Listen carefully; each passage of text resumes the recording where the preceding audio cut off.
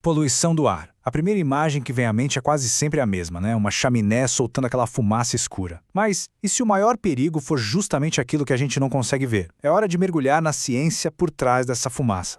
Pois é, por mais de um século, essa imagem era sinônimo de avanço. Chaminés altas, fumaça subindo, era o retrato do motor da economia e do desenvolvimento humano funcionando a todo vapor. Mas aí que tá, o jogo virou. Essa mesma imagem acabou se tornando o grande emblema de um dos nossos maiores desafios ambientais. O progresso teve um custo, e ele está no ar que a gente respira. Certo, então vamos ao que interessa. Poluição parece algo simples, mas na verdade é um fenômeno com muitas variáveis. Vamos tentar entender as peças desse quebra-cabeça.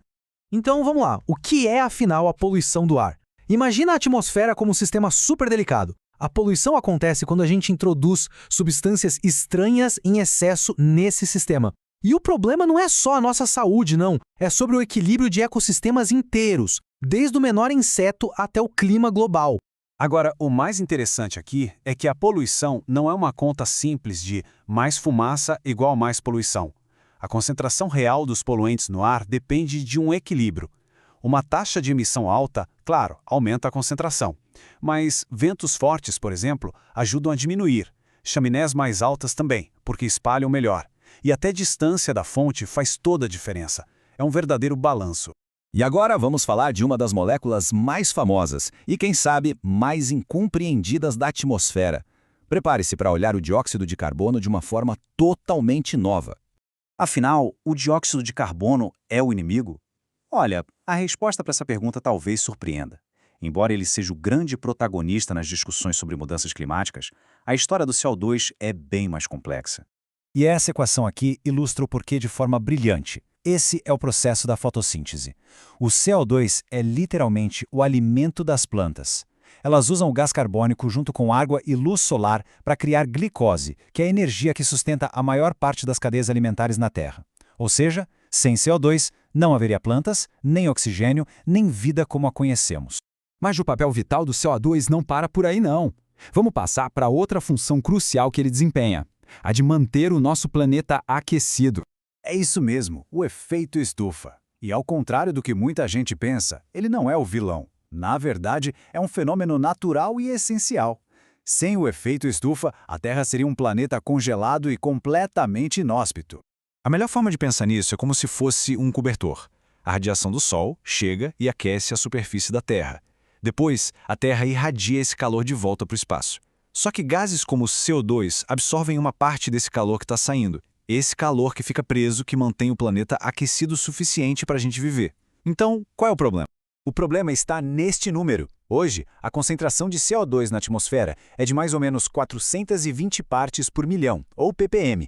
Isso quer dizer que, para cada 1 milhão de moléculas no ar, 420 são de CO2. E aqui está o contexto que é crucial. Antes da Revolução Industrial, esse número era de menos de 280 ppm. A queima de combustíveis fósseis liberou na atmosfera uma quantidade gigantesca de carbono que estava guardado há milhões de anos. Então, o ponto principal é esse. O problema não é o cobertor em si, mas o fato de que ele está ficando cada vez mais grosso.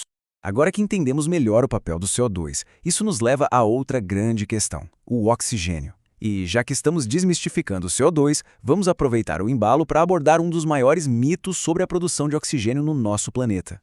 A ideia de que a floresta amazônica é o pulmão do mundo é super comum, né? Todo mundo já ouviu isso. Mas vamos olhar um pouco mais de perto. A ciência conta uma história um pouco diferente. E aqui está o porquê. Florestas como a Amazônia são ecossistemas em equilíbrio. Elas absorvem muito CO2 durante o dia, sim, mas elas também liberam uma parte significativa de volta pela respiração e pela decomposição. No final, a contribuição líquida de oxigênio é relativamente pequena. Os verdadeiros produtores primários de oxigênio para o planeta, na verdade, são as algas marinhas e o fitoplâncton. Eles produzem quantidades enormes de oxigênio e consomem bem menos do que produzem. E para a gente fechar, é fundamental lembrar que a poluição do ar não se resume ao CO2. Existem outros poluentes, muitas vezes bem mais perigosos para a nossa saúde imediata. Um deles é o monóxido de carbono, o CO. Ele vem da queima incompleta de combustíveis e é um perigo silencioso, porque é incolor e inodoro.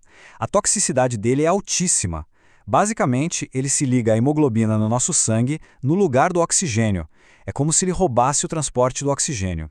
Com isso, o oxigênio não chega nos tecidos vitais. E mesmo em concentrações baixas, ele já pode causar tonturas, dores de cabeça e problemas cardiovasculares. E isso nos deixa com uma reflexão final. O ar é invisível, mas os seus componentes não são. A poluição do ar é, na verdade, uma mistura complexa de gases e partículas, e muitos deles a gente não consegue ver nem cheirar. O CO2 e o monóxido de carbono são apenas duas peças de um quebra-cabeça muito maior, o que nos faz pensar: o que mais podemos estar ignorando?